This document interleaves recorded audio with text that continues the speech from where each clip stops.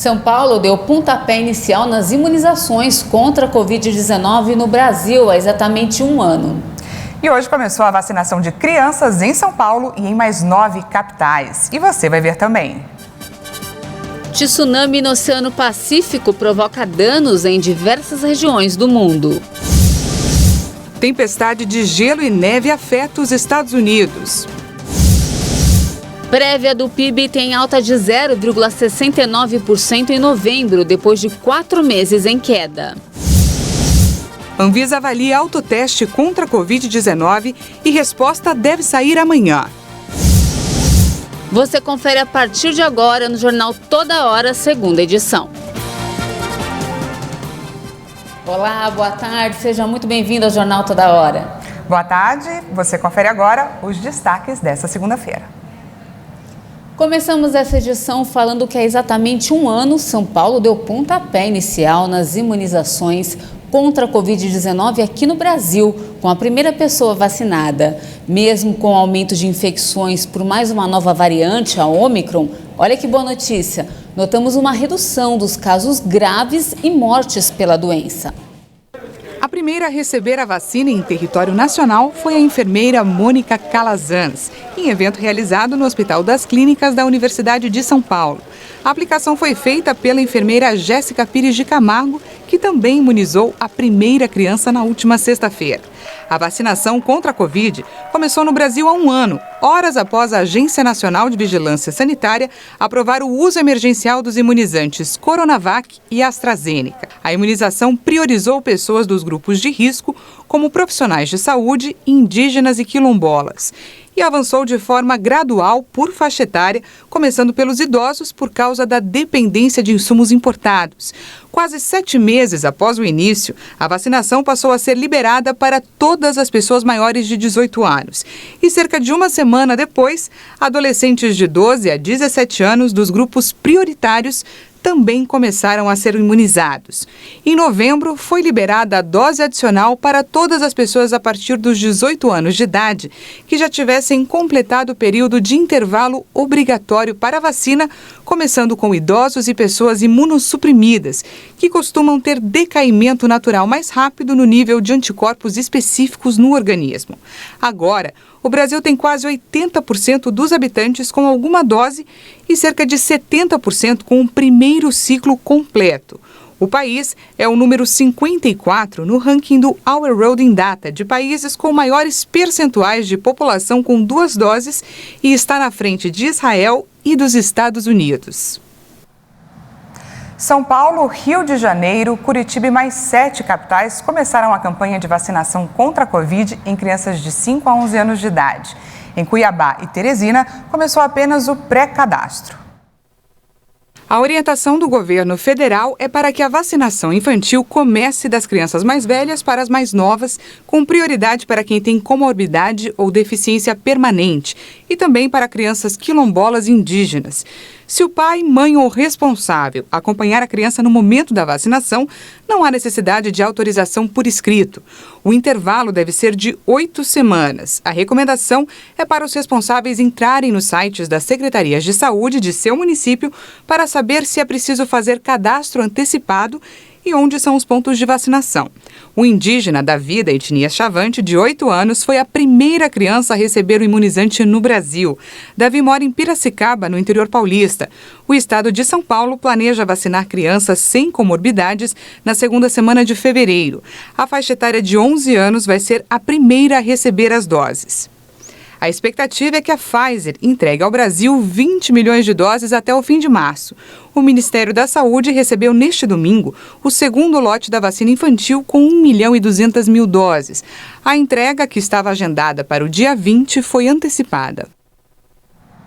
A Sociedade Brasileira de Imunizações considerou que os benefícios da vacina superam os possíveis riscos. Segundo a organização, mais de 2.500 crianças e adolescentes perderam a vida para a Covid desde o início da pandemia. O ministro da Saúde, Marcelo Queiroga, pediu que sejam reforçados os cuidados na hora da vacinação. Ele diz que é preciso ficar atento aos procedimentos para a imunização contra a Covid-19, principalmente em crianças e adolescentes. O alerta foi feito após cerca de 40 crianças serem vacinadas de forma equivocada com imunizantes para adultos no município paraibano de Lucena. Além disso, também foram usadas vacinas fora do prazo de validade. O imunizante contra a Covid autorizado para crianças apresenta diferenças na dosagem, na composição e na concentração do principal componente. A dose é equivalente a 1/3 da vacina aplicada em adolescentes e adultos. Segundo Queiroga, cabe aos gestores locais do Sistema Único de Saúde o armazenamento correto, além do acompanhamento da validade dos frascos e aplicação das doses, seguindo as orientações do Ministério. Mudando de assunto, o Brasil tem recorde de capacidade instalada para geração de energia eólica e solar. No último ano, houve um aumento nunca visto para o período em toda a série histórica. A geração de energia por fonte eólica e solar no Brasil está em expansão. O Operador Nacional do Sistema Elétrico informou que em um ano, de janeiro de 2021 a 2022, o aumento foi recorde para o período em toda a série histórica. Em relação à quantidade bruta, o crescimento foi de 26,39%, atingindo mais de 23 mil megawatts de armazenamento instalado para a geração de energia das fontes renováveis. Em 10 anos, o crescimento foi de mais de 2.500%. O principal desafio é aproveitar as vantagens que o país tem e transformar em vantagens competitivas no mercado. O Operador Nacional do Sistema Elétrico afirmou que no plano de operação elétrica de médio prazo, há previsão de crescimento percentual classificado como muito expressivo da energia solar fotovoltaica no país. A estimativa é que o Brasil dobre sua capacidade instalada até 2025. E olha só, o mercado de trabalho global levará mais tempo para se recuperar do que o esperado. É o que mostrou um relatório divulgado hoje pela Organização Internacional do Trabalho. A agência da ONU estima o equivalente a cerca de 52 milhões de empregos, ao menos em 2022, em relação aos níveis pré-pandemia. Esse número equivale a cerca do dobro da estimativa anterior, de junho de 2021. Segundo o relatório da Organização Internacional do Trabalho, as interrupções devem continuar em 2023, quando ainda haverá cerca de 27 milhões de empregos a menos. De acordo com o diretor-geral da organização, o principal fator que contribui para essa estimativa é a pandemia contínua, com o surgimento de novas variantes. No geral, calcula-se que cerca de 207 milhões de pessoas estejam desempregadas em 2022. No entanto, o relatório apontou que o impacto seria significativamente maior, pois muitas pessoas deixaram o mercado de trabalho e ainda não retornaram. Mesmo com o resultado, o déficit de horas de trabalho projetado para este 2022 representa uma melhora em relação aos últimos 2 anos. Em 2021, a estimativa era de que havia cerca de 125 milhões de empregos a menos do que os níveis pré-pandemia. E em 2020, 258 milhões a menos. E ainda falando de economia, a prévia do PIB brasileiro indicou crescimento em novembro. Dados do Índice de Atividade Econômica mostram que o nível ainda está um pouco abaixo do período pré-pandemia. Segundo o Banco Central, o Índice de Atividade Econômica interrompeu a sequência de 4 quedas seguidas e cresceu 0,69% em novembro, na comparação com o mês anterior. Com a variação, o indicador conhecido por sinalizar uma prévia do Produto Interno Bruto, que é a soma de todos os bens e serviços produzidos no país, alcançou os 138 pontos e ficou cerca de 1% abaixo do patamar pré-pandemia. Os dados ainda sinalizam para uma queda de 0,79% no trimestre encerrado em novembro do ano passado. Na comparação com novembro de 2020, o indicador registrou um desempenho 0,43% melhor. E em 12 meses, o índice passou a ter um avanço de 4,3%. Conhecido como uma espécie de prévia do Banco Central para o PIB, O IBC-BR serve mais precisamente como parâmetro para avaliar o ritmo da economia brasileira ao longo dos meses. A projeção atual do BC para a atividade doméstica em 2021 é de crescimento de 4,4%. Para 2022 é esperado um avanço de 1,0%.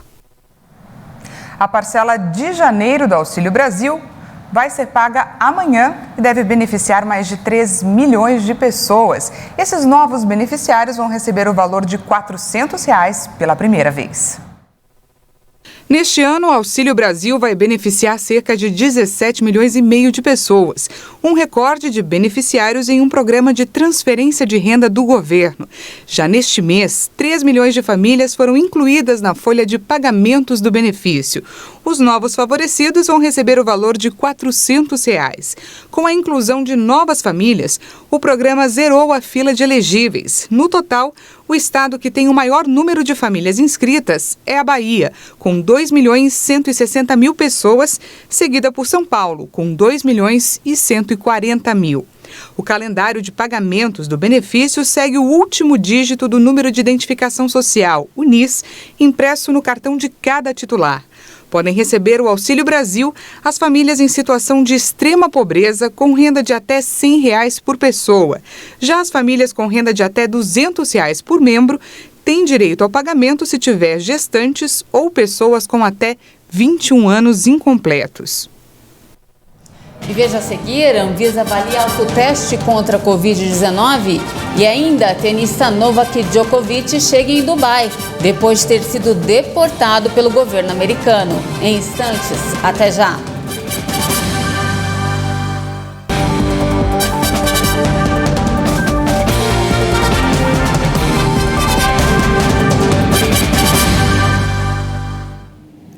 Já estamos de volta com os destaques internacionais. A erupção do vulcão submarino, que fica no Oceano Pacífico, em Tonga, gerou ondas de mais de 1 metro de altura. O fenômeno não só inundou o país, como também provocou danos em diversas regiões do mundo. A poderosa erupção do vulcão Hunga Tonga Hunga Rapai causou uma cascata de alertas por todo o Oceano Pacífico e danos após provocar tsunamis. Diversas regiões foram afetadas, mas o risco de maiores estragos foi minimizado. Na Nova Zelândia, barqueiros lamentaram os prejuízos causados pela onda. Eu estava no barco, ouvi a maré subindo e descendo e logo grandes ondas. Aí ouvi um estrondo e vi um catamarã passando por cima do barco de um amigo. Eu pulei no meu carro e subi a colina. Não houve sirenes da Defesa Civil. Jumped in my car and zoomed up the hill. Yeah, there's no warning from civil defense, nothing, no sirens. A erupção durou 8 minutos e de tão forte foi ouvida como um trovão nas Ilhas Fiji a mais de 800 quilômetros de distância. No Peru, 2 mulheres morreram afogadas em uma praia da região norte de Lambayeque devido a uma ondulação anômala decorrente da erupção. As ilhas de Tonga ficaram cobertas pelas cinzas. O secretário de Estado americano Antony Blinken manifestou preocupação com as consequências em Tonga e garantiu que os Estados Unidos estão preparados para fornecer apoio aos vizinhos do Pacífico. E olha só, as linhas de internet e de telefone caíram no final de semana e deixaram mais de 100 mil residentes nas ilhas praticamente sem comunicação. Ainda não há relatos oficiais de feridos ou de mortos em Tonga. E uma enorme tempestade com neve e gelo tem afetado o leste dos Estados Unidos. O fenômeno provocou quedas de energia, transtornos em estradas e até suspensões de voos. Milhões de pessoas enfrentaram nesta segunda-feira uma enorme tempestade com neve, gelo e fortes ventos no leste dos Estados Unidos. O fenômeno causou interrupções no tráfego, suspensão de voos e falta de energia em cerca de 130 mil casas. O Serviço Nacional de Meteorologia americano informou que a tempestade combina neve pesada, chuva gelada e ventos fortes e impacta o sudoeste e a costa do Atlântico.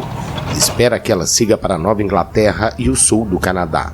Até 30 centímetros de neve são esperados em uma faixa de território que se estende do norte do Vale de Ohio até a região sul dos Grandes Lagos. A tempestade chegou a gerar tornados no estado da Flórida e inundações em partes da costa. A imprensa americana informou que mais de 80 milhões de pessoas estão sob alerta climático. A Áustria vai se tornar em fevereiro o primeiro país da Europa a obrigar os cidadãos a se vacinarem contra a Covid.